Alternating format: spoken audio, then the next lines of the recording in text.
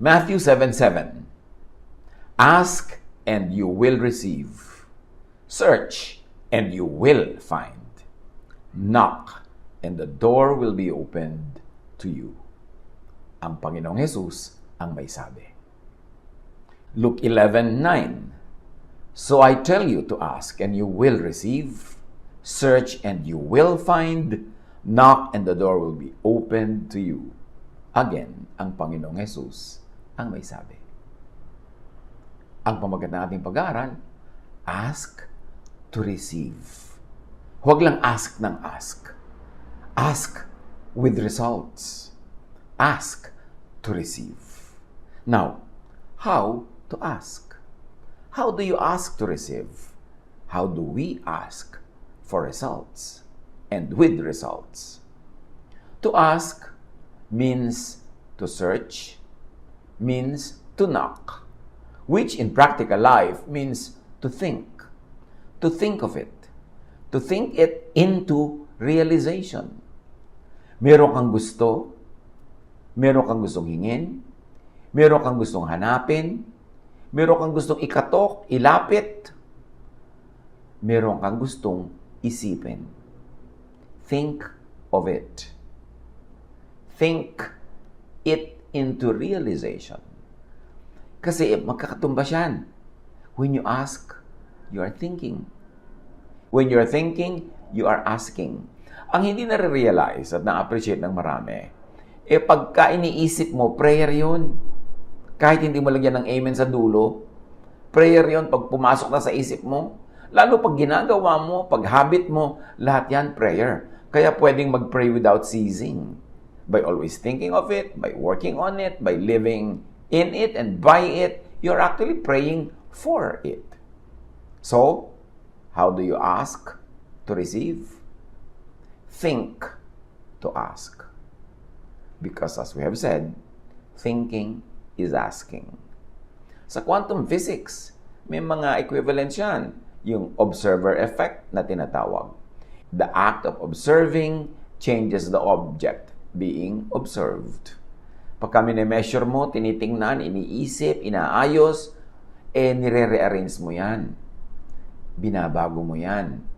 Pinapangyari mo ang gusto mo mangyari. Now, sa quantum physics, meron din tinatawag na, binanggit na nga natin, na observation.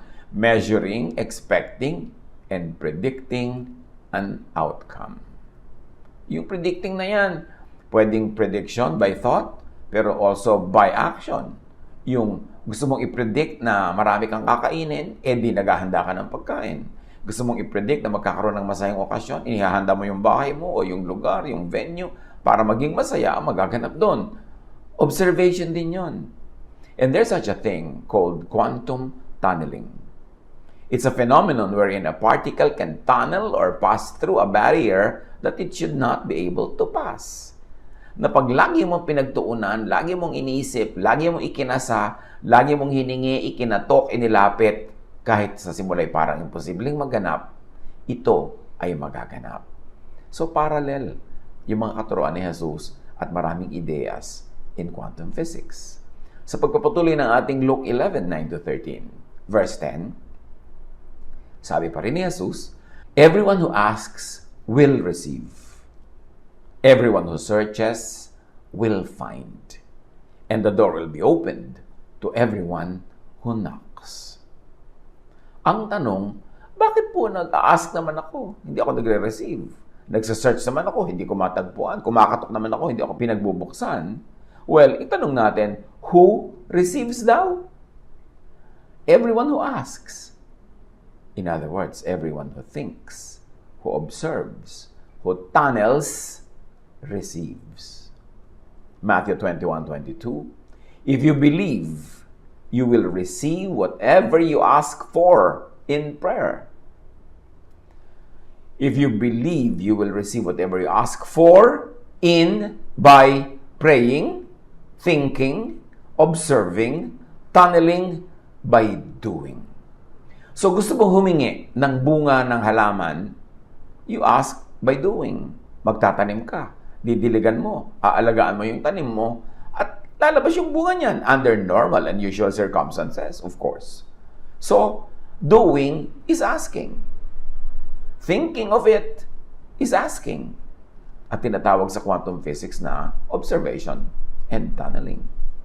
Matthew 8:13, Then Jesus said to the centurion, yung humihingi ng kagalingan para sa kanyang katulong, Go, let it be done just as you believed it would. And his servant was healed at that moment. Nasa bahay kasi ng centurion, yung Roman official, yung kanyang katulong na may sakit, lumapit siya kay Jesus at sabi ni Jesus, sige, pumunta tayo sa bahay mo, pagagalingin ko. Sabi ng centurion, sundalo po ako, opisyal ako, pag inutusan ko yung mga tauhan ko, sumusunod naman. So, hindi nyo na kailangan pumunta sa bahay ko. Iutos nyo lang. Sa pamamagitan ng inyong kapangyarihan na gumaling siya, susundin kayo ng kalikasan at gagaling siya. So, naniniwala yung centurion. Pero anong ginawa niya sa paniniwala niya na makakapagpagaling si Jesus? Paano siya nag-ask, nag-seek, nag-knock? Pumunta muna siya kay Jesus. Lumabas siya ng bahay at inilapit niya, idinulog yung sitwasyon ng kanyang katulong. Asking yun. Hindi pwedeng ask ka lang ng asa salita, sa bibig, sa bunganga. May action. At yung asking niya, may action. Lumabas siya ng bahay, pumunta siya kay Jesus. At dahil naniniwala siya kay Jesus, sobrang paniniwala at tamang paniniwala kay Jesus. Nung sinabi ni Jesus na, sige, punta tayo sa bahay mo, pag-agalingin natin yung katulong, sabi niya, hindi niyo na po kailangan gawin yun. Makapangyarihan kayo, kahit dito lang, sabihin yung gumaling siya, gagaling na siya . So, meron talaga siyang napakatibay na paniniwala. And he operationalized that faith by not insisting na pumunta pa si Jesus sa bahay niya. Just say the word and it will happen. At dahil naniniwala siya, ipinahayag niya yung paniniwala niya, di gumaling nga ang kanyang katulong. Mark 9:23, nung sinabi nung mga lumalapit na naman kay Jesus, If you can heal us. Sabi ni Jesus, If you can, if I can, said Jesus, everything is possible for one who believes. Sabi ni Jesus, ako, kung kaya ko, bakit ako ang issue? Hindi ako ang issue kasi lagi kong kaya yan. Ang issue ay, naniniwala ka ba? Talaga bang naniniwala ka? Sabi ganoon, lahat posible sa naniniwala. Yung ako, hindi ako factor dyan. Sa loob-loob lang siguro ni Jesus or I'm supplying the words. Pero ganun yung idea. Hindi ako ang factor kayo. Hindi yung kapangyarihan ng Diyos ang factor, kundi yung paniniwala mo. Yung kapangyarihan ng yung paniniwala, yun ang factor. At ang quantum tunneling, tulad ng pinag-uusapan natin sa quantum physics, a phenomenon wherein a particle can tunnel or pass through a barrier that it should not be able to pass. Kaya lahat ng mga himala ni Jesus, tunneling yun . Tunneling on the side of those who were asking for the miracle. Kasi humihingi sila na imposible. Naniniwala sila na posible yung, dapat sana yung posible. Tumataya sila doon. Inilalagay nila yung kanilang oras, panahon sa paniniwalang mangyayari yon at nangyayari nga. Because everything is possible for one who believes. Yung observation sa quantum physics, observation causes the system to collapse into a single outcome out of the many possible outcomes. Sa quantum physics, sinasabi na maraming pwedeng mangyari sa isang bagay, sa isang kaganapan. Maraming posibilidad yan, marami. Pwede kang mahulog, pwede kang lumundag, pwede kang humiga, pwede kang hindi mahulog, pwede kang kung ano-ano mangyari. Pero, kung anong hingin mo, kung anong paniwalaan mo, kung saan ka tumaya o bumakas, kung saan ka maglagay ng buhay mo, ng iyong time, talent, and treasure, yun ang magaganap. Kaya mahalaga yung participation noong recipient at ng kanyang faith. May superposition idea sa quantum physics. All possibilities exist at the same time. Sa buhay mo, pwede kang mamatay ngayon, pwede kang mabuhay ng mahaba, pwede kang mabuhay ng maiksi, pwede kang ganito't ganyan. To collapse the system to a particular outcome or possibility, information that relates to that outcome or possibility must be extracted by the observer. So maraming posibilidad, maraming pwedeng mangyari. Pero depende sa iyong pag-iisip, pagkilos, paggalaw, paniniwala, paghingi, pananalig. Yun ang magdedetermine kung alin sa maraming pwedeng mangyari ang siyang mangyayari. Halimbawa, nag-aral ka sa isang school na progressive yung curriculum, yung may mga promotion, yung may mga lumulundag-lundag ka ng grade pagka magaling ka. Pagpasok mo, maraming possibilities, maraming pwedeng outcome. Pwede kang makatapos ng kurso mo, let's say kung 4 years ay 4, pero pwede ka rin abutin ng 6 o 7. Pwede rin maging 3 or 3.5 kung may promotion yung super galing. Pwede namang hindi mo yan matapos at all. Ang daming possibility. Alin sa mga possibilities ang magaganap? Under normal and usual circumstances, yung pinili mong maganap. Yung inisip mo, pinaniwalaan mo, ginawa mo, yun ang magaganap. Halimbawa, bakit ko naman po pipiliin na bumagsak? Bakit? Hindi ba yung pagdadrop mo? Hindi ba yung lagi kang absent, di ka nagsasabit ng mga assignment, hindi ba pinipili mo yon na huwag pumasa? Choice yun. Action yun. Prayer yun. Pero yung estudyanteng gawa ng mahusay na trabaho, laging present, laging attentive, laging natututo, pasado sa mga quiz, yan ang mga napopromote. Baka yung 4-year course, tapusin niya ng 3. So, choice ba niya yon? Yes. By being a very good student, pinipili mong gumraduate sa oras o ng advance pa. Lahat pinipili natin. Dapat conscious lang tayo na yung palang ginagawa natin na pag-iisip, na aksyon, na habit, ay choice. Kaya may tao bang nagtatagumpay at nabibigo dahil binigo siya ng tadhana? Dahil minalas siya? Dahil kinakawawa siya ng universe? No. Maraming steps, thoughts, habits, actions, ang tuloy-tuloy na ginawa na actually in the direction of pagpili ng tagumpay o ng kabiguan. Yung dating mahal na mahal ka, nobya mo, pinakasalan ka, mahal na mahal ka, tapos after 12 years, hindi ka na mahal? Well, maaring ikaw ang pumili na mawala ang pagmamahal niya. Lagi kang nandadaya, lagi kang nag-cheat, lagi kang nagsisinungaling, pabaya, hindi ka thoughtful, hindi ka mapagbigay, hindi ka mapagparaya, hindi ka malambing. Lahat ng ginagawa mo na ganon, choices yon para matanggal ang pag-ibig niya sa'yo. Ganon din sa part ng babae. Bakit mahal na mahal ka ng lalaking ito? After a while, hindi ka na mahal. May mga ginawa ka na mga steps na choices mo na leading to mabura yung pag-ibig niya sa'yo. O kung minsan, hindi ikaw ang gumawa, pero siya ang gumawa, nadamay ka. Kasi gano'n ang partnership, nadadamay ka sa choices ng partner mo. Pero hindi pwedeng biniktima kayo ng tadhana. Choice nyo yan. Kaya mahalaga, conscious tayo sa choices that we make. Luke 11, and this time verse 11 to 13. Which of you, fathers, would give your hungry child a snake if the child asked for a fish? Which one of you would give your child a scorpion if the child asked for an egg? As bad as you are, you still know how to give good gifts to your children. But your heavenly Father is even more ready to give the Holy Spirit to anyone who asks. So, ang tinutukoy dito ni Jesus, kahit nga kayong mga parents na imperfect, makasalanan, masama sa kapwa, ang buti-buti nyo sa anak nyo. Lalo naman ang Diyos natin sa langit na ang buti-buti sa mga tao. So, pagka hindi kayo tumatanggap ng kabutihan, hindi Diyos ang may kasalanan nun. Hindi kayo humihingi ng kabutihan. Or ang hinihingi nyo ay yung magka-windang-windang ang buhay nyo. Sasabihin mo, bakit naman ako hihingi na magka-windang-windang ang buhay ko? Estudyante, lagi ka ng absent, hindi ba yan ang prayer mo na bumagsak ka? Trabahador na laging absent, laging late, laging reklamo, walang sinasubmit na magandang trabaho, di ba prayer mo yan na matanggal ka? Prayer yan. Because thought and action, they are both prayers. So, who gives good gifts? The giver is the Heavenly Father. Kaya mo bang ubusin ang ibibigay ng Ama sa langit? No way.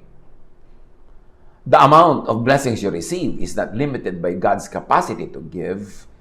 It is defined, limited, or expanded by your capacity to receive, to believe, to ask.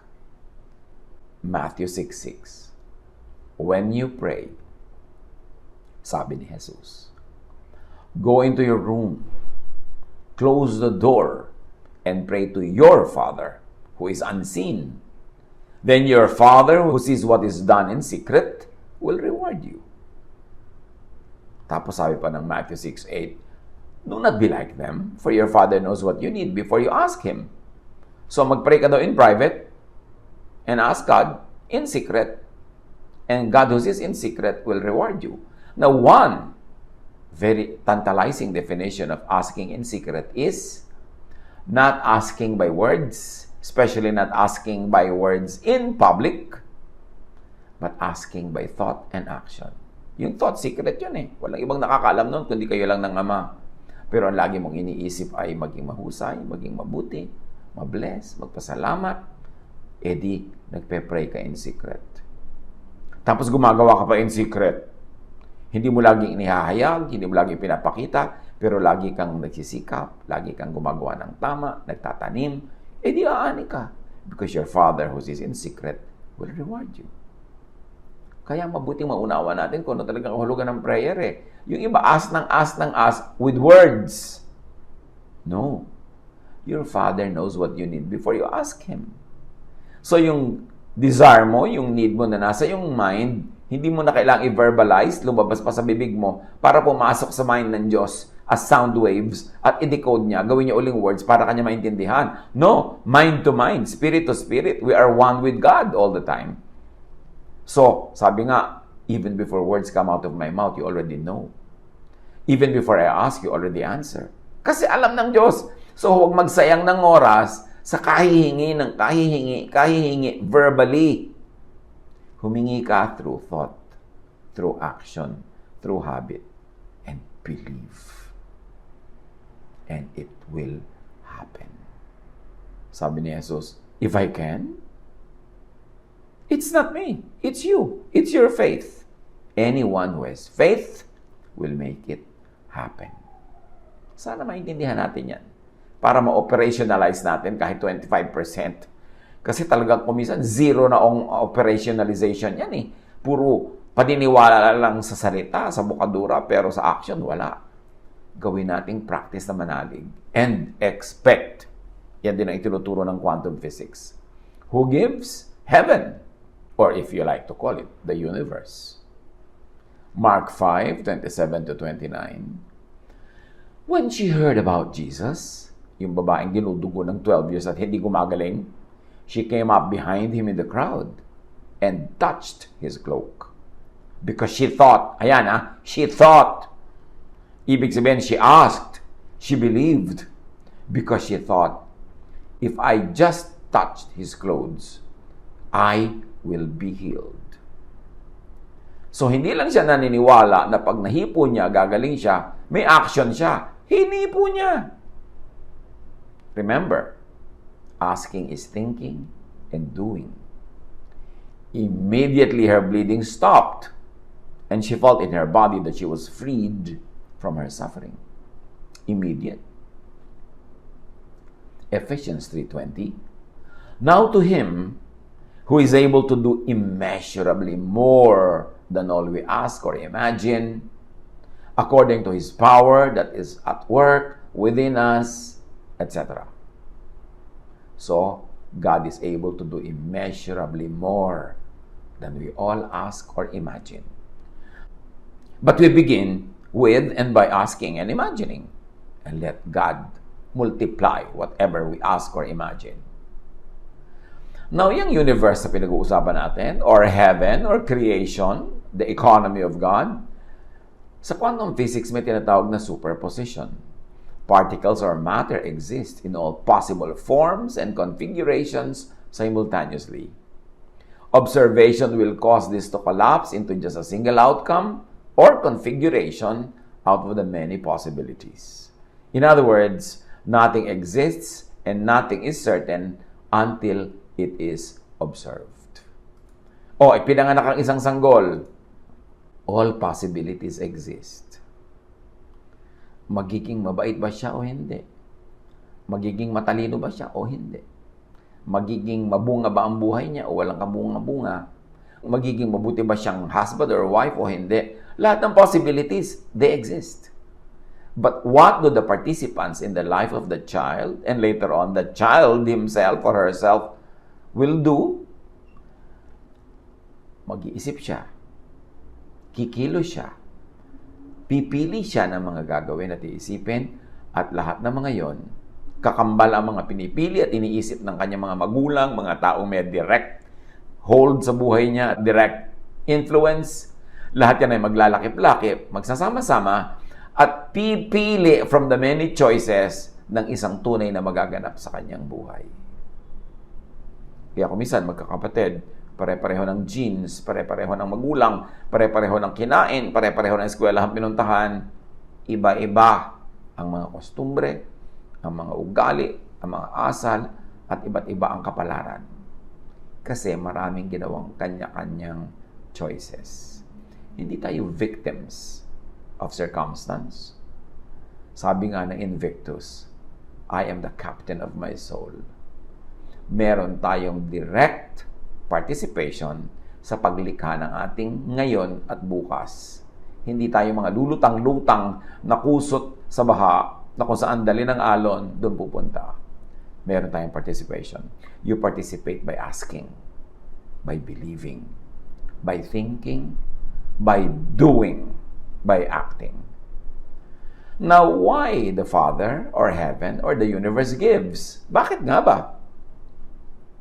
Sinasabi ng quantum physics or science, the observer effect has parameters, namely, the intensity of the observation, the predicted expected result or outcome, and the number of observers measuring or observing the same system. In other words, you receive what you give away. What you expect and predict or measure affects the very thing you are observing. Halimbawa, may bata, may behavior siya, may attitude siya, pero hindi lang siya nag-iisa in a vacuum. Yung attitude mo sa kanya, yung observation mo, yung input mo sa kanya, magkakalakip-lakip yon sa sarili niyang ginagawa at yun ang lilikha ng magiging identity o kilos o particular behavior niya at a particular moment. Kaya may mga bata na nagtatantrum pero pa ang nag-handle sa kanila is magaling na psychologist. Tumitigil, umaayos. Meron naman na pagkaburarang magulang ang nag-handle sa nagtatantrum at OA na anak, lalong nagiging pakawala ang behavior niya. May mga bata na dahil ganito ang kanyang ginagawa, pagserbehan mo, huwag mong gawin yan, lalo niya ginagawa. Meron naman sabihin mong gawin mo yan, hindi niya ginagawa. Naglalaro-laro ang ating mga reaksyon at yun ang bumubuo ng ating realidad. So, kung ikaw ang may katawan, isipin mo kung anong gusto mo talaga mangyari. Gumawa ka ng mga hakbang patungo doon, paniwalaan mo yun, at yun ang mangyayari. Para sa buhay ng mga taong mahal natin, o ino-observe natin, o tayo ay mga participant sa buhay nila, isipin din natin para sa kanila kung ano yung maganda at gusto natin mangyari. Ipanalangin natin sila. Tulungan natin, gumawa tayo ng actions. At yun, lalakip sa sarili niyang performance para bumuo ng isang common and one result. Kaya mahalaga rin yun when we pray for one another. Ba't hindi mo kailangan gawin sa plaza yan? Pray publicly.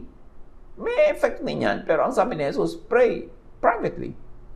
So when you pray for people, ino-observe mo ang buhay nila. Pwede ka rin mag-tunneling para sa kanila. At kung yung prayer at paniniwala mo ay mas malakas kaysa doon sa prayer, asking and paniniwala, noon mismong tao, malamang na yung prayer mo pa ang siyang matupad dahil ikaw ang nag-tunneling. So kung yung anak mo, ang gusto niya halimbawa, bumagsak siya sa school, ikaw gusto mo pumasa, ipag-pray mo nang, ipag-pray na pumasa siya. Hindi lang prayer ng salita. Tulungan mo, i-tutor mo, bigyan mo ng oras mag-aral, tulungan mo siya makapagbayad ng kanyang mga matrikula, bigyan mo ng materyales para makagawa ng mga project, di ipinagpe-pray mo siya, at sa ganon, nagtataneling ka rin. nag-observation ka rin by the standards of quantum physics, at malamang, kung ang faith mo ay malakas, yun ang matupad. Tulad ng centurion. Hindi naman yung may katawan hindi naman yung servant niya na may sakit ang humingi kay Jesus sa pagalingin siya Yung centurion. At syempre, dahil may authority siya over his katulong, may malakas na spiritual force yung authority niya na yon. Pero remember, it was the faith of the centurion, not that of the servant, that made the servant well. Kaya mahalaga, powerful din that we pray for others. At kung yung ating prayer life, spiritual life, yung truth natin, mas malapit sa truth ng God. Malamang yung truth natin ang umiral, mangibabaw at maghari sa buhay kahit ng ibang tao. Powerful ang prayer. Dapat lang tama yung method ng pagpe-pray. Ask, search, knock for what you want to receive. Kung ano yung gusto mo, kung anong kanais-nais, kaibig-ibig, kung ano ang mabuti, kung ano ang maganda, yun ang isipin, yun ang ilapit, yun ang ikatok. Think, imagine, speak of what you want to receive or happen. Huwag baligtarin. Do move towards what you want to receive or to happen. Halimbawa, gusto mo ng masayang pamilya? Pray ka ng pray, Lord, pasayahin niyo po ang pamilya namin, bigyan niyo po kami ng kasiyahan, bla bla bla. Pero, bungangera ka naman, tamad ka, hindi ka tumutulong, hindi ka nagko-cooperate, pasaway ka, kahit mangisay ka ng kape, pray na pasayahin niyo po ang pamilya namin, pang ibabaw lang yun, hindi yun ang totoo mong prayer. Kasi ang totoo mong prayer ay yung ginagawa mo. Pag umuwi ka ba ng bahay, nagpapasalubong ka sa anak, o sa magulang, o sa kapatid, o sa asawa. Yung pasalubong mo, prayer yon na pasayahin kayo. Kasi syempre, thoughtfulness begets thoughtfulness. Nagtatrabaho ka ba para ka makapag-entrega sa iyong asawa, sa iyong anak, mapaaral mo siya, sa iyong magulang? Yun ay prayer for happiness. Pero kung tatamad-tamad ka, bibisyo-bisyo ka, wala kang inuuwing income, puro utang, puro trouble, yun ay prayer na ang pamilya nyo maging miserable. And remember, ask and you will receive. Your action is asking for an unhappiness in the family, it will happen. But if your action is asking for happiness, it will happen. Paano po kayong action ko for happiness ang hinihingi, pero yung asawa ko for unhappiness? Well, kung sino ang mas malakas na pananampalataya sa inyo, malakas mag-observation at mag-tunneling, di yun ang magaganap. Pero hindi lubos na magaganap kasi may participation din yung kabilang partido. Kung dapat ang grade nyo 100, naging 80 tuloy kasi ang taas-taas ang binibigay mo pero siya ang baba, syempre kukuhanin mo yung average niyan. Because we affect one another. Proverbs 18:21, the tongue has the power of life and death, and those who love it will eat its fruit. Ang salita nakakabigay buhay o nakakamatay? Nakakapagpagaling o nakakapagpalala ng sakit? Ang salita nakaka-create ng peace or war? Makapangyarihan ang salita. Kasi ang salita ay prayer kahit hindi in the format of the usual religious formula. Proverbs 23:7, for as he thinks within himself, so he is. Ayan na naman. Kung anong iniisip mo, yun ka. Yun ang prayer mo, at yun ang magpapaulit-ulit at magpapabalik-balik. Kung negative thinker ka, puro negative ang mangyayari sa buhay mo. Kung positive thinker ka, malamang puro positive ang mangyayari sa iyo. Kung hindi man 100% positive, kasi may nag-iisip din para sa iyo ng negative, nakaka-affect din yun. At least ang batting average mo magiging mataas na positive. Hebrews 11:8, by faith, or parenthetically, may I say, by thought, by action, Abraham, when called to go to a place he would later receive as his inheritance, obeyed and went, even though he did not know where he was going. Hebrews 11:30, by faith, the walls of Jericho fell after the army had marched around them for 7 days. So, ang kapangyarihan ng pananalig can move mountains. Now, yung observer effect na pinag-uusapan natin tungkol sa quantum physics, the observer's intention to select an outcome depends on the amount of observers trying to extract the same information and the intensity of the observation being done. So, i-translate natin ito to prayer. Mas maraming nagpe-pray, mas malakas ang prayer. Although, kung marami nga, tapos grupo, sama-sama, pero maraming abala, maraming distraction, maraming nakakagulo ng iyong concentration dahil matao, mabuti pa, mag-pray kayo lahat. Yes. About the same thing. Yes. Pero sa kanya-kanyang silid. Sa kanya-kanyang private space and time. Ganon din ang effect nun. Baka mas powerful pa. Kasi walang abala. Kasi kung minsan, pag marami kang kasama sa prayer, merong maingay, merong hindi mo maintindihan yung pronunciation niya, merong verbose, merong repetitious, kung minsan natatanggal yung concentration mo, mabuti pa, mag-pray kayo kanya-kanya about the same thing, pero sa inyo-inyong oras at lugar. The intensity of the observation being done affects the subject. Sa reverse, sa kabaligtaran, do not think of, do not imagine, do not speak of what you do not want. Yung ayaw mong umulan dahil may picnic kayo, tapos sabi, uy, baka umulan, naku, baka umulan. Ayan, uulan na nga. Matutupad yun. Because words are powerful. Remember, it is the power of life or death. Yung naku, ang anak ko, baka naman mahulog, baka maaksidente, baka masaktan. Bakit yun ang sinasabi mo? Huwag mong sabihin yung ayaw mo mangyari. Ang sabihin mo, yung gusto mong mangyari. Proverbs 4:23-27, be very careful about what you think. Your thoughts run your life. Kaya yung suspechoso, madalas yung suspicious nyo nagiging totoo. Yung wala kang ginawa kundi pag-isipan ng masama yung asawa mo, yung anak mo, yung magulang mo, kaibigan mo, kapartner mo sa trabaho, di yun na matutupad kasi prayer mo yun eh. Iniisip mo, hindi prayer.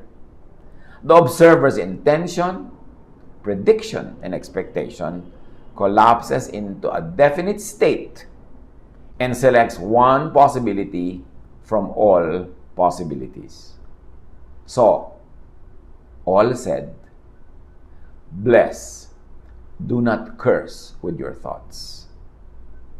Bless, do not curse with your words. Bless, do not curse with your actions. Kung anong ibig, kung anong mabuti, kaibig-ibig, maganda, matapat, totoo, tunay.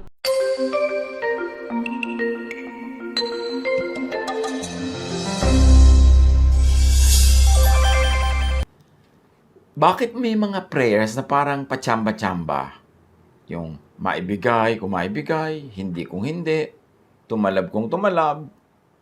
Bakit marami mga prayers? Ask ng ask pero walang nare-receive. Ang ating pag-aaral ngayon, ask to receive. Ask to surely receive. The promise, the way it is, the system is this. Galing sa bibig ni Jesus, ask and you will receive. Humingi ka at ikaw ay tatanggap. Matthew 21:22, sabi ni Jesus, if you believe, you will receive whatever you ask for in prayer. Sa ating mga nakarang pag-aaral, tayo bumabanggit ng mga ilang principles ng physics. At ito'y hinahalin tulad natin, isinasubsume, ipinapailalim, inahanay sa mga katuruan sa Scripture. At nakikita natin na maraming mga parallelism yung mga ganyan mga katuruan. At ngayon, babanggit ulit tayo ng mga ilang prinsipyo ng physics, pero hindi ko na i-define yung mga terms. Napakaraming beses na nating pinaulit-ulit ang definition. So, yung mga nakakatanda, well and good. Yung hindi nakakatanda, well, kahit hindi nyo naman masyadong pansinin ito, mga sasabihin ko na principles of physics, pansinin nyo na lang yung mga verses from Scripture, may mapapala na rin tayo at may mga maiuwing marami mga blessings. O kaya iba, mabuti, mag-review kayo ng inyong quantum physics. Now, sabi ng Matthew 21:22, ulitin ko, if you believe, you will receive whatever you ask for in prayer. Now, sa physics, merong tinatawag na superposition. It says that all possibilities exist at the same time. To collapse the wave to a particular outcome or possibility, information that relates to that outcome or possibility must be extracted by the observer. A mouthful. But yun din ang sinasabi na parang ina-apply niya yung sinabi ni Jesus. If you believe, you will receive whatever you ask for in prayer. And as I said, hindi ko na ulitin ngayon ang mga definition ng physics terms. Believe, what does believe mean? Believe in the giver. Gift. Promise. System. Believe in the natural law that ordains believing and asking will affect materialization. Merong ganong nag-e-exist na law sa universe. Pag nananalig at humihingi, makakamtan ang hinihingi. Lilipat mula sa spiritual world yung hinihingi, pupunta sa material world. Matthew 8:13. Then Jesus said to the centurion, "Go, let it be done just as you have believed it would." And his servant was healed at that moment. Naniwala yung centurion, humingi siya. Kahit malayo pa sa kinalalagyan nilang dalawa ni Jesus, yung may sakit niyang manggagawa ay gumaling. Merong naiba sa material world dahil merong sumundo mula sa spiritual world nung sagot, nung kagalingan, sinundo ng faith, sinundo ng asking, sumama, pumunta sa physical world, gumaling ang servant. Matthew 9:27-30. Pag-alis ni Jesus doon, sinundan siya ng dalawang lalaking bulag. Sumisigaw sila habang nasa daan, "Anak ni David, mahabag po kayo sa amin." Nang si Jesus ay nasa loob na ng bahay, lumapit sa kanya ang mga bulag. Tinanong sila ni Jesus, "Naniniwala ba kayo na mapapagaling ko kayo?" "Opo, Panginoon," sagot nila. Hinipo niya ang kanilang mga mata at sinabi, "Mangyari sa inyo ayon sa inyong pananampalataya." At nakakita nga sila. Mahigpit na ipinagbilin sa kanila ni Jesus na huwag sasabihin, iyon kanino man. So naniniwala sila, nangyari. Humingi, nangyari. Mark 9:23, nung may nagsasabi kay Jesus, "If you can make us well." Sabi niya, "If you can?" Jesus said, "Everything is possible for one who believes." Pag naniniwala ka, lahat pwede mangyari. At sa physics, mayroong tinatawag na observer effect. It says that the observer's intention to select an outcome depends on the amount of observers trying to extract the same information, and it also depends on the intensity of the observation being done. So, yung mataimtim na pananalangin at madalas yung dami ng mataimtim na nagkakaisang nananalangin ay makapangyarihan. As we can see, believing is a conscious, mental, spiritual act. Talagang ang tinasabing nananalig, naniniwala, yun ang laman ng kanyang isip, yun ang kanyang ginagawa, yun ang laman ng kanyang imagination, yun ang kanyang lagi nang nire-replay, ang kanyang ina-advance and forward play sa kanyang utak, kaya nagaganap. Pag iniisip mo ang isang bagay na nandun sa kabilang daigdig, nasa spiritual world, masusundo mo yun at madadala mo dito sa physical world. Mark 9:24, immediately the boy's father exclaimed, "I do believe, help me overcome my unbelief." So meron siyang pananalig pero kulang. Conscious siya doon, kaya humihingi siya ng dagdag pang pananalangin. Mark 11:23, "Truly I tell you, if anyone says to this mountain," sabi ni Jesus, "Go throw yourself into the sea," and does not doubt in their heart, but believes that what they say will happen, it will be done for them. Huwag nating ignorin yung sinasabi na to ni Jesus na para bang pakonsuelo, hindi naman totoo, parang talinghaga. No, sinasabi ni Jesus, pag naniniwala ka, mangyayari ang pinaniniwalaan mo. Lalo't sinasabi mo pa yung pinaniniwalaan mo, yan ang magaganap. Mark 11:24, "Therefore I tell you, whatever you ask for in prayer, Believe that you have received it and it will be yours. Maraming beses na nating ipinaliwanag ito. Yung sinasabi ni Jesus, ano man ang hinihingi mo, dinadalangin mo, paniwalaan mong natanggap mo na at tapos tatanggapin mo. Dapat paniwalaan mo muna na natanggap mo na bago mo talagang tuluyang matanggap. In other words, in your mind, you already believe that it is happening or it has happened. You already believe that you have received it. At pagkalang nasyahan na yung langit, na yung utak mo yun ang iniisip, ang buhay mo yun ang bunga na parang tinanggap mo na, nananalig kang wala kang kaduda-duda, yun ang susundo mula sa kabilang daigdig ng sagot sa iyong panalangin at saka palang matutupad. Pero kailangan iniisip mo na, ini-imagine mo na, namumuhay ka na as if natanggap mo na. Sa physics, yung the observer's intention, called prediction and expectation, collapses matter into a particle or a wave and selects one possibility from all possibilities. Lahat ng possibilities nandyan pwede mangyari. Pero isa lang ang mangyayari, yung pag-iisipan mo, yung susunduin mula sa kabilang daigdig ng yung pananalig, na yung paniniwala, ng yung imagination, yun ang isang mangyayari among many na pwedeng maganap. At yung sinasabing ask, di ba? Paano ba yung prayer? Sabi, ask. Ask is first, no. How can you ask for something you don't know about? Kaya ang tunay na nananalangin, ang tunay na may pananalig, alam na kung ano ang kanyang pinaniniwalaan, alam niya kung ano ang kanyang gusto, alam niya kung ano ang kailangan niya. Malinaw sa kanya yon. Dapat yung utak kasi involved sa prayer. Kung yung utak mo malabo, hindi mo naiintindihan kung ano yung gusto mo, hindi nga malinaw sa iyo mismo yung gusto mo, paano mo yun mahihingi? So to ask is first know.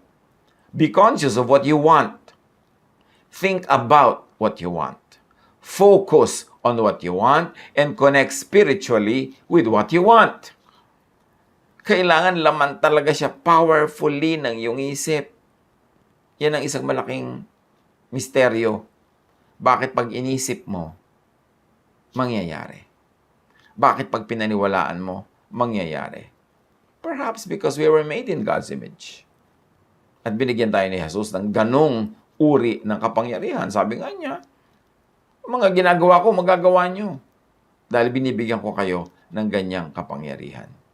Luke 18:40-43, tumigil si Jesus at ipinatawag ang bulag. Paglapit ng bulag ay tinanong siya ni Jesus, ano ang gusto mong gawin ko para sa'yo? Panginoon, gusto ko po sanang makakitang muli, sagot niya. At sinabi ni Jesus, mangyayari ang nais mo. Pinagaling ka ng iyong pananampalataya. Pinagaling ka ng iyong paniniwala. Pinagaling ka ng iyong pananalig. Pinagaling ka ng iyong iniisip. Pinagaling ka ng iyong gusto. Pinagaling ka ng iyong ini-imagine. Pinagaling ka ng iyong pananampalataya. Noon din nakakita ang bulag at sumunod kay Jesus na nagpuri sa Diyos. Nang makita ito ng mga tao, silang lahat ay nagpuri sa Diyos. So, humihiling ka ng kagalingan, kapatid. Naniniwala ka ba talaga na gagaling ka? Iniisip mo ba na gagaling ka? Tinatanggap mo ba sa iyong isip na gagaling ka? Ang iyong paglakad, ang iyong pagkilos, ang iyong ginagawa sa buhay, isa ba yung paghahanda na gagaling ka na nga? Ang iyong ugali, ang iyong asal, ang iyong salita, nakasang-ayon ba sa ideya na gagaling ka na talaga? Kasi pagka hindi, huwag kang umasa. Kasi yun ang ibig sabihin ng tunay na pananampalataya. Wala kang kaduda-duda, susunduin ng iyong pananalig, yung sagot sa langit, at hindi yun tatanggi, sasama, pagka ang sumusungkit sa kanya ay sungkit ng pananalig. Pero kung ang sungkit mo ang iksi-iksi, ang konti-konti na yung pananiwala sa iyong sariling pagdarasal, paano mo maaabot yung sinusungkit mong bituin? Kailangan makarating sa langit ang iyong sungkit at yung pananampalataya, ang sungkit na yon. Matindi, masidhi, walang duda, dedicated, believing, expecting. James 4:2, you desire, but you do not have, so you kill. You covet, but you cannot get what you want, so you quarrel and fight. You do not have because you do not ask God. Sasabihin ng iba, ask naman po ako ng ask. Tuwing Lunes nga, siyam na Lunes, nag-a-ask ako. Wala na akong tigil ng ka-ask, meron pang fasting. Oo nga, baka nag-a-ask lang yung bibig. Nag-a-ask ka lang sa seremonya, sa ritual. Pero to ask is to believe in God. To believe that God can give you what you want. To believe that God will give you what you want. And to believe in a manner of lifestyle na ang kilos mo, parang natanggap mo na. Wala kang pag-aalinlangan. That is what it means to ask. Kaya ginagawa ni Jesus na example, yung babaeng balo na hindi niya tinitigilan, binubulaho niya sa pagtulog yung judge para yung kanyang court case, huwag siyang ipatalo ng judge dahil baka siya dayain. Hindi niya tinitigilan, pinuputahan niya araw-araw. Sabi ng judge, naku, kahit hindi ako mabuti, kahit hindi ko labang babaeng ito, matigil na lang siya, ibibigay ko ang gusto niya. Of course, God in heaven is infinitely better than the judge. Hindi naman talaga siya naaabala, hindi siya naiinis. Pero ang point lang dito, pag hindi ka tumigil ng kahihingi at naniniwala ka talaga, matatanggap mo. Iba yung ayaw tumigil kasi akala niya madadaan niya sa dami ng ulit ng paghingi. Pero kung hindi naman siya naniniwala sa kanyang hinihingi, hindi siya naniniwalang ibibigay yun, kahit magpaulit-ulit siya, hindi madadaan yun sa repetition. Pero yung ulit-ulit na ang pinanggagalingan ay tunay na pananalig, yun ang tumatalab. Mark 10:51, what do you want me to do for you? Jesus asked him. The blind man said, Rabbi, I want to see. Nakita mo to? Rabbi, I want to see. Sabi ni Jesus, anong gusto mo? Gusto ko po makakita. Alam niya kung anong gusto niya. At yun ang matatanggap niya. Hindi katulad halimbawa nung tubero nagtrabaho sa'yo, Manong, magkano po ang bayad? Bahala na po kayo. Kuya, magkano talaga? Bahala na po kayo. O so, binigyan mo ng piso, masama loob. Sabi, bahala ka na Dapat malinaw kung anong gusto mo, yun ang hingin mo, at paniwalaan mong tatanggapin mo. Pero yun naman kasi mga ugali ng Pilipinong, bahala na po kayo. Courtesy lang naman kasi natin yun. Ayaw natin mag-impose. Mababang loob kasi tayo. Ayaw nating presyohan yung ginagawa natin. Pero sa panalangin, hindi ganun. Be specific. Be clear. Kasi dapat alam mo kung anong gusto mo. At pag alam mo yon, naniniwala ka, hingin mo, masusungkit mo ang bituin kung may ganong pananalig. Sa physics, yung observation or measurement na sa spiritual life ay prayer, ang kahulugan, it is needed to collapse a wave of probability into a single possibility. In other words, ang panalangin ay pwedeng makuha niya yung maraming possibilities at madala niya sa mundo as one specific realization of the many possibilities. Ganon ang powerful prayer. You cannot effectively pray for something that is not known to you, that is not clear to you. Mark 10:35-40. Ito isang negative example ng alam ko ano yung ipinapanalangin, alam ko ano yung gusto, at talagang walang humpay sa paghingi. Pero negative example ito. Lumapit kay Jesus sa mga anak ni Zebedeo na sina Santiago at Juan. Sinabi nila, Guro, mahihilingin po sana kami sa inyo. Ano ang may paglilingkod ko sa inyo? Tanong ni Jesus.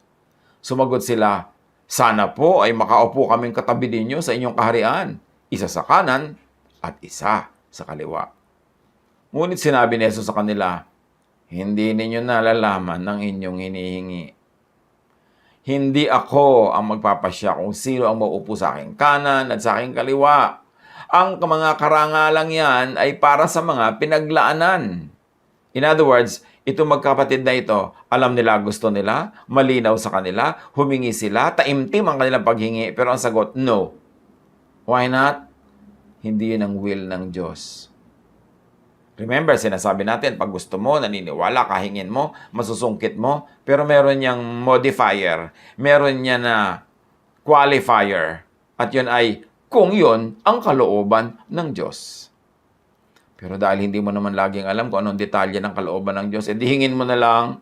Pero pagka no yung sagot, tanggapin mo. Pero may bihira yun, konti yung mga no. Yung talaga lang katulad nito, ang kapal naman nila, hinihingi nila, uupo sila sa tabi ni Jesus eh. Wala naman sila nagawang ni ano. So talagang no ang sagot sa ganun. So, pag sinabing pray, isa pa kahulugan yan, say it. Say it with words.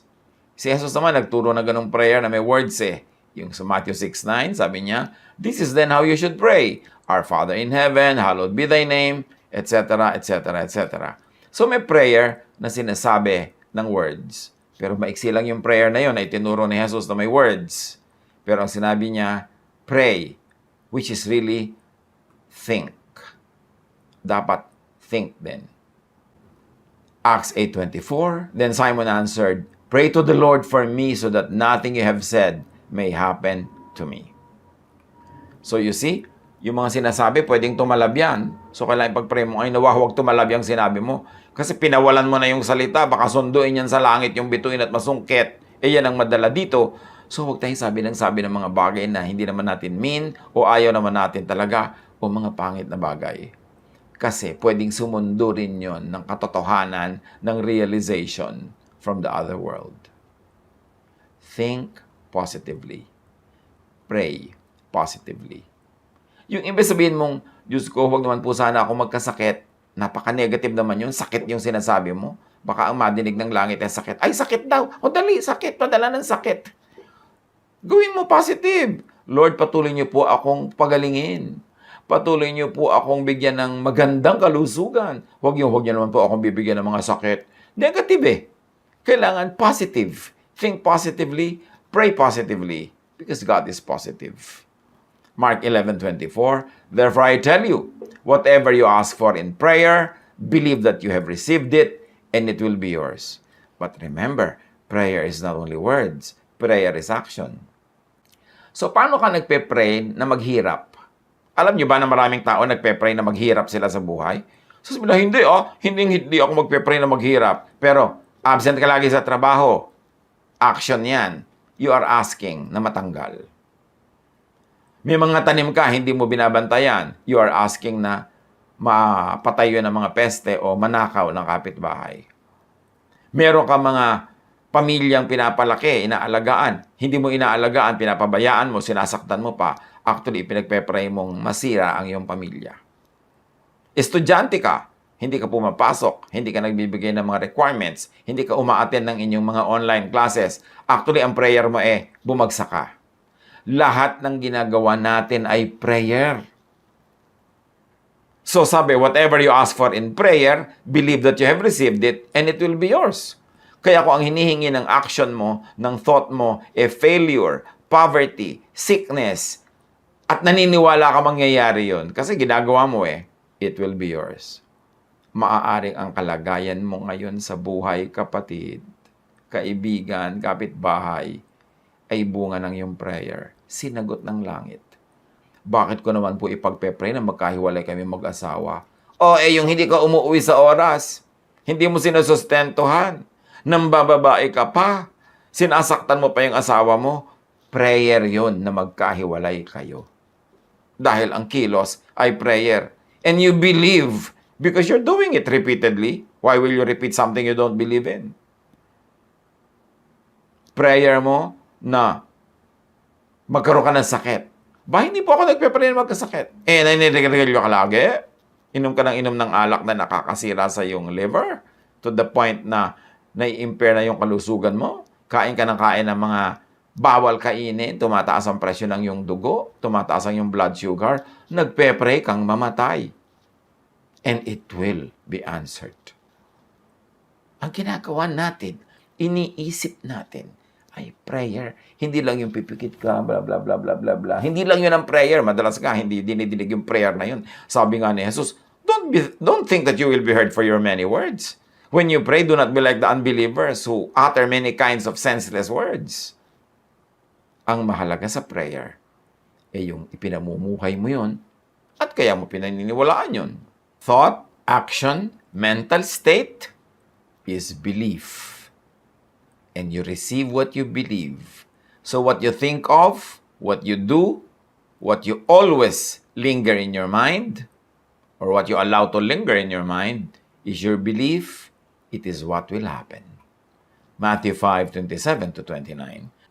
Nabalitaan ng babaeng dinudugo ang tungkol kay Jesus, kaya nakipagsiksikan siya hanggang sa makalapit sa likuran ni Jesus. At hinipo ang damit nito sapagkat iniisip niyang, mahipo ko lang ang kanyang damit, gagaling na ako.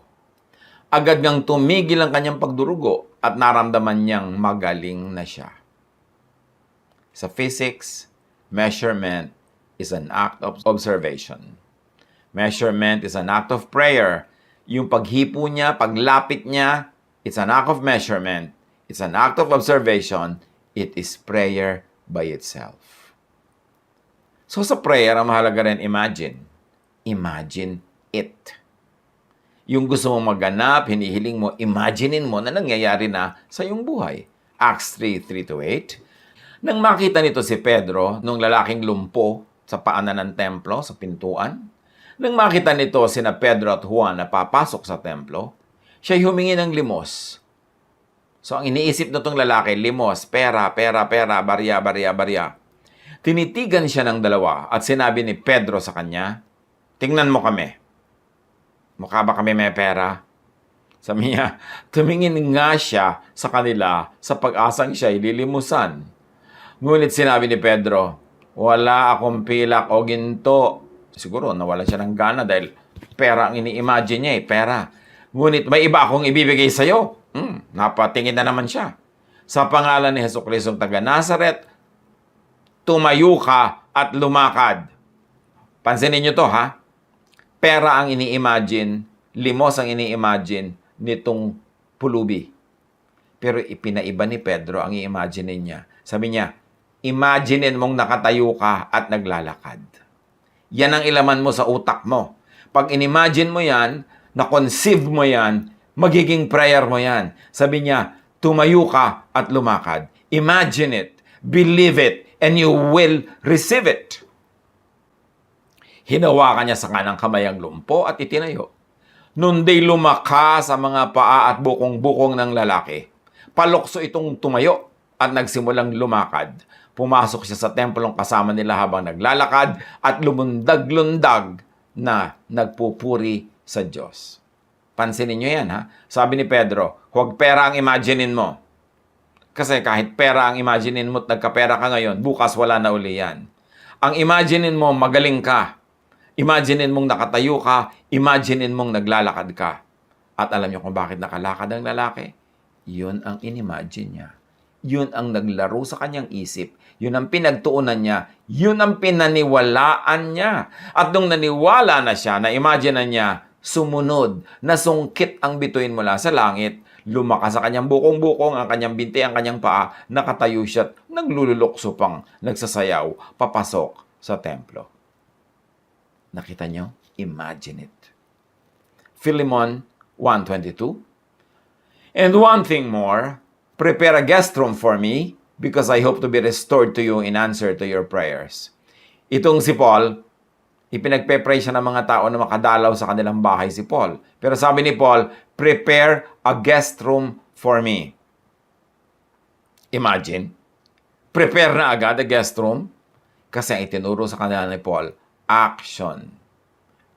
Mag-act kayo as if papunta na ako.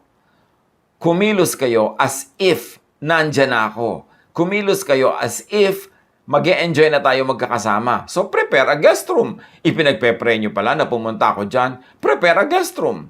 Pagka nag-prepare na kayo, ibig sabihin na niwala na kayo, kumilos na ang inyong mga kamay, sumunod na ang inyong mga paa, ginawa nyo na yan, masusungkit nyo ang bituin. Kasi ikinilos nyo na, ipinamuhay nyo na yung pinaniniwalaan nyo o yung ipinagpe-pray nyo.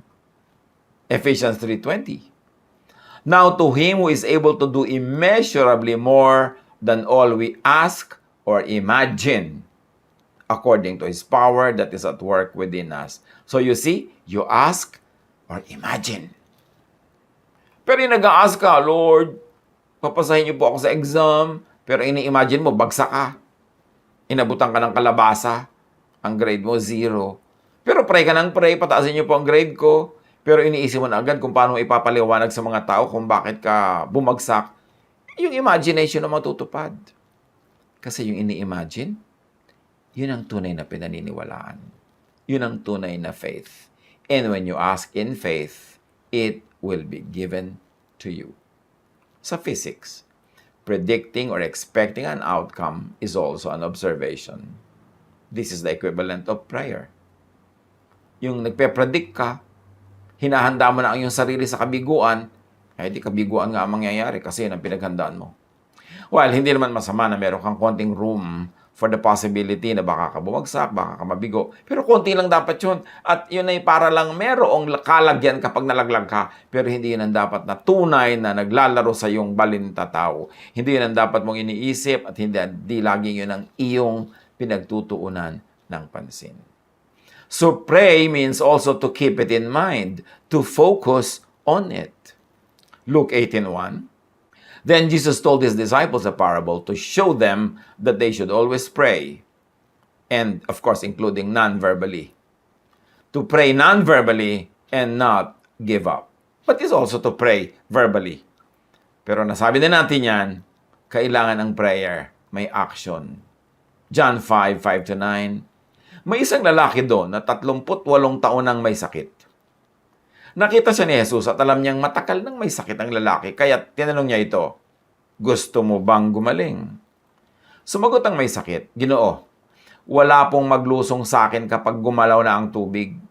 Pupunta pa lamang ako, may nauna na sa akin. Sila, yung mga may sakit, nag-aabang sila sa tabi ng bukal kasi biglang pamisa-misan, gumagalaw yung tubig, parang kumukulo. At pag gumalaw yun, yan ang senyales sa kailangan tumalon ka na doon para ka gumaling. At yung naunang tumalon, siya ang gumagaling. Dahil ito nga lumpo, pag galaw ng tubig, daw unahan siya ng iba.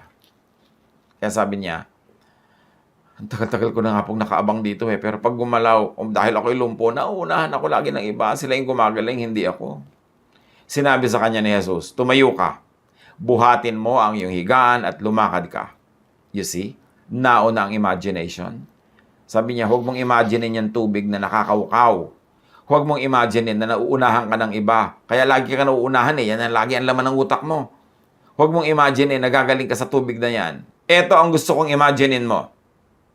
Tumayo ka. Imaginein mong nakatayo ka. Imaginein mong buhat-buhat mo ang iyong higaan at imaginein mong naglalakad ka na. Kaya mo? Opo. Well, noon di gumaling ang lalaki.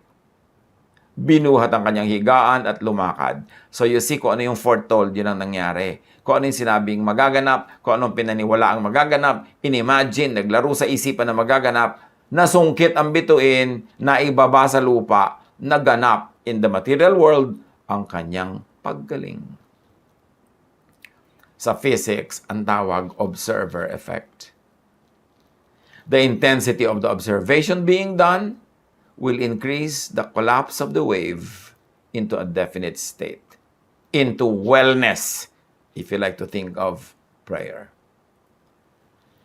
So it's very important to believe that you are heard by God, accommodated, and granted what you ask for.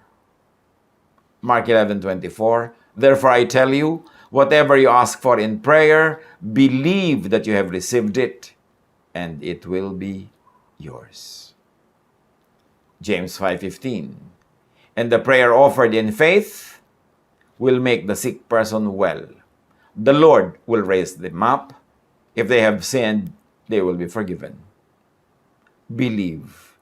And to believe is to think, to behave, and to live as if you already have what you ask for. Therefore, the fruits, the effects of receiving will already show in your thoughts, words, actions, dealing with self, others, and the world in your whole lifestyle. Luke 1:13. But the angel said to him, do not be afraid, Zechariah. Your prayer has been heard. Your wife Elizabeth will bear you a son, and you are to call him John. Samantalang, tumanda na nga sila, hindi pa nagkaanak. Pero naniwala siya sa sinabi ng anghel, mangyayari. Hebrews 11:8. By faith, Abraham, when called to go to a place he would later receive as his inheritance, obeyed and went, even though he did not know where he was going. So you see, obedience is very important. Inimagine na niya na totoo magaganap ang pangako, so nabuhay na siya in accordance with that pangako. Hebrews 11:23, by faith, Moses' parents hid him for 3 months after he was born because they saw he was no ordinary child and they were not afraid of the king's edict. Bawal magpalaki ng mga batang lalaki, pero itinago pa rin nila kasi naniwala sila na malalampasan nila yung moment na kailangan magtago at darating yung point na pwede nang lumabas yung bata sa pagtatago at ang patuloy siya mabubuhay. So, that was the imagined outcome. Kasi kung inimagine naman nila na after 3 months silang pagtatago, mapapatay din ang bata, hindi na nila itatago. Pero inimagine nila, pinaniwalaan nila, nalalampas sila doon, nakalampas sila. Hebrews 11:30, by faith the walls of Jericho fell after the army had marched around them for 7 days. Thought above matter. Faith above walls and stones. When God, when the giver, at sa physics, ang equivalent, the quantum mechanical law, sees these things or these signs, and